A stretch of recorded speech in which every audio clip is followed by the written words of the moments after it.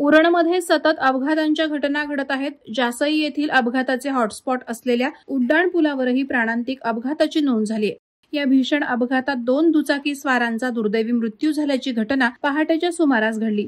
उरण बोरी येथील अनिश अनिल नायर वय 26 वर्ष आणि अभिजित अरविंद भुवड वय 30 वर्ष हे दोघं जण जासई उड्डाण पुलावरून दुचाकीने घरी परतत असताना हा अपघात झाला। हा अपघात नेमका कशामुळे झाला हे समजलं नाही। अपघात झाल्यानंतर वाहन चालक पळून गेला असल्याचा संशय व्यक्त केला जात आहे। या भीषण अपघातात दोघांचा जागीच मृत्यू झाला असल्याचं प्रत्यक्षदर्शी सांगतात। या भीषण अपघातात 2 तरुणांचा दुर्दैवी मृत्यू झाल्याने उरण परिसरात हळहळ व्यक्त केली जात आहे।